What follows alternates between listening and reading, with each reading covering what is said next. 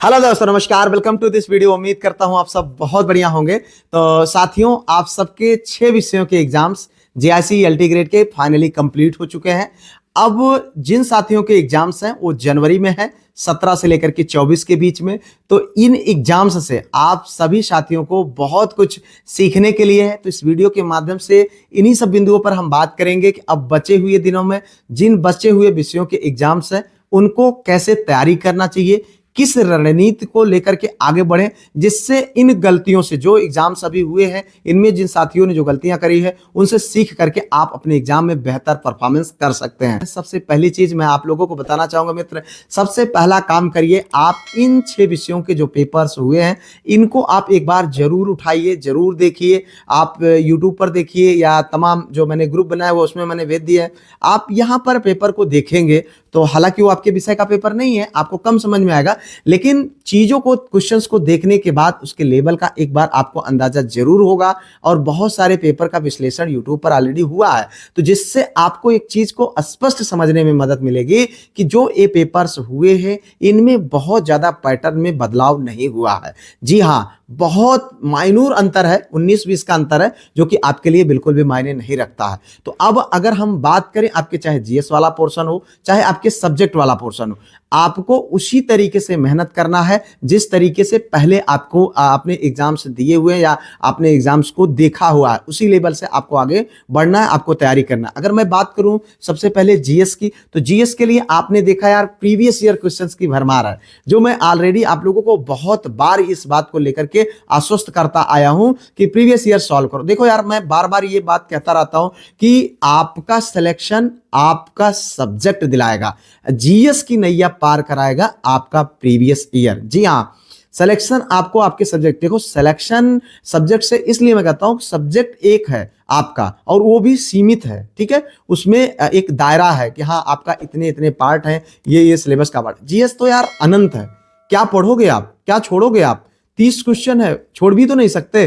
तो उसके लिए आप चाहें तो कर सकते हैं सिर्फ प्रीवियस ईयर। और प्रीवियस ईयर के लिए आपने देखा कि जो मैंने सॉल्व कराया था, आपके चाहे 6 दिसंबर का पेपर हो, 21-22 क्वेश्चन देखने को मिले, 7 दिसंबर में जो पेपर्स हुए 15-17 क्वेश्चन देखने को मिले, और कल जो 21 दिसंबर को पेपर हुआ था वहां भी आपको जो है 22-23 क्वेश्चन देखने को मिले। आप देखें, वाणिज्य वाला जो पेपर था, कॉमर्स वाला, बिल्कुल हलवा जैसा पेपर बना दिया था।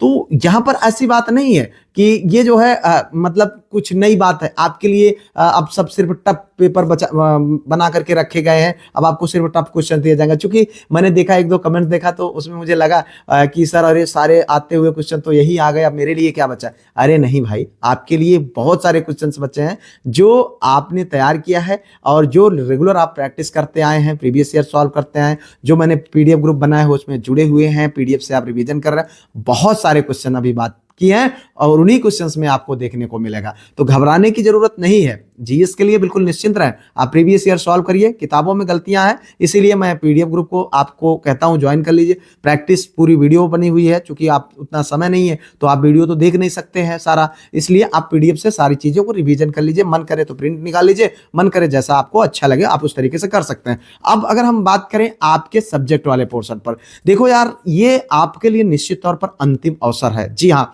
6-7 साल बाद आपको ये मौका मिला है। जिन साथियों के एग्जाम तो हो गए उनके पास उन्होंने मौका भुनाया तो ठीक है, नहीं भुनाया तो कोई बात नहीं, अब वो इंतजार करें 4-6 साल बाद, फिर पता नहीं कब वैकेंसी आएगी। लेकिन मैं आप सबको यही कहूंगा कि यार भैया देखो, ऐसा है कि आपको बस अपना जो सिलेबस दिया हुआ है उसी को देखना है। बहुत सारे साथियों की शिकायत रहती है कि सर आप इंग्लिश के हैं बट इंग्लिश वाले विषय पर हमारा कोई मदद नहीं कर रहे।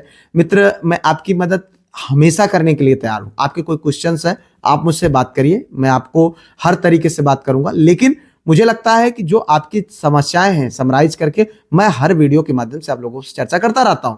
देखो, आपके चाहे इंग्लिश वाला पेपर हो, एसएसटी हो, बायोलॉजी हो, जो भी अभी पेपर बचे हुए हैं, आप उनमें आपके जो सिलेबस के भाग हैं सिर्फ उन्हीं पर्टिकुलर टॉपिक को आपको पढ़ने की जरूरत है, बाकी इधर उधर भटकने की जरूरत नहीं है। मैं अगर बात करूं अंग्रेजी की, अगर आपके सिलेबस में मैकबेथ है तो सिर्फ मैकबेथ को पढ़िए, 12th नाइट है उसी को पढ़िए, ठीक है।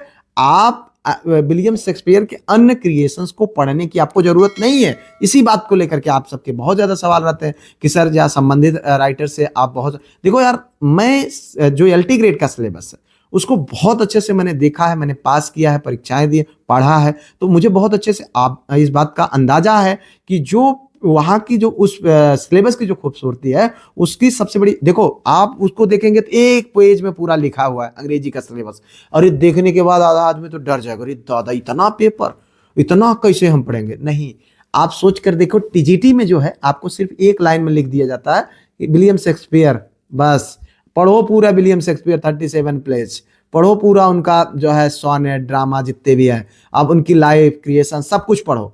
आप मिल्टन एक लाइन में दे दिएगा, पढ़ो उनके बारे में सब कुछ। लेकिन यहाँ पर स्पेसिफिक पॉइंट को दिया गया है, सिलेबस के स्पेसिफिक पॉइंट को दिया गया है, आपको उसी को पढ़ना है। और आप समझ लीजिए, आपके जनरली जो है अगर हम बात करें अंग्रेजी का, तो फॉर्म्स एंड मूवमेंट वाला जो पोर्शन है, जहां पर आपके जो है जो लिटरेरी टर्म्स हैं एकदम स्पेसिफिक है, पर्टिकुलर आपको दिया गया है। लिरिक तो लिरिक, बात खत्म।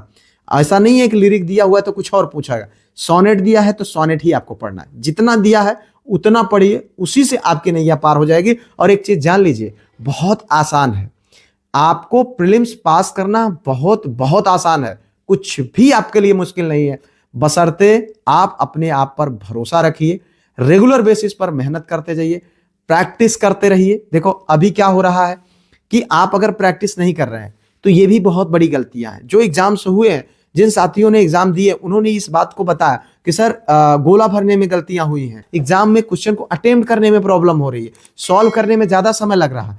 इन सारी चीजों पर आप काम कर सकते हैं। आपको मैं बार बार कहता हूं कि जितना आपने पढ़ा है उसका रिवीजन करते जाइए, प्रीवियस ईयर जो आपका है आप उसको सॉल्व करिए। अब मैं मानता हूं कि एलटी ग्रेड का एक ही बार पेपर हुआ, लेकिन आपके विषय से संबंधित जो भी अलग अलग जगहों पर एग्जाम्स हुए, चाहे DSSB हो, NBS KVS हो, चाहे आपका इमारस हो, या चाहे आपके अदर स्टेट के एग्जाम्स हो, चाहे TGT PGT हो, आपके विषय के जो पेपर जो क्वेश्चंस आपको मिले और आपके सिलेबस से संबंधित, आपको जरूर सॉल्व करना चाहिए। चाहे आप अंग्रेजी के हो, चाहे आप SST के हो, चाहे आप बायोलॉजी के हो, चाहे अन्य जो भी सब अभी एग्जाम्स बाकी हैं, उन पर आपको काम करने की जरूरत है, पहला काम।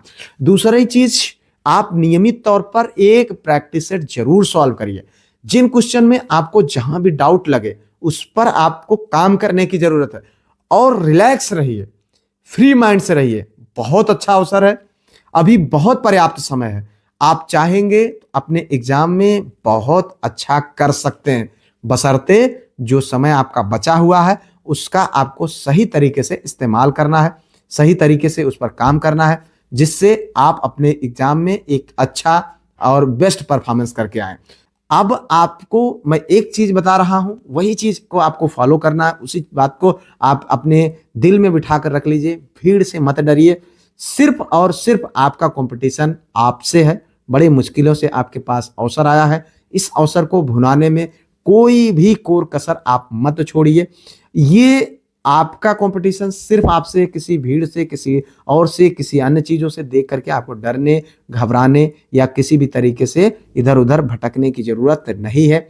अपने ऊपर भरोसा रखो, अपने सिलेबस पर भरोसा रखो और अपनी मेहनत पर भरोसा रखो। निश्चित तौर पर आपको मंजिल मिलेगी, इसमें कोई डाउट नहीं है। हमारी शुभकामनाएं आप सबके साथ हैं, हम आपके साथ हैं। मिलते हैं किसी और वीडियो में, किसी और टॉपिक पर। तब तक के लिए जय Hind, Vande Mataram, best of luck.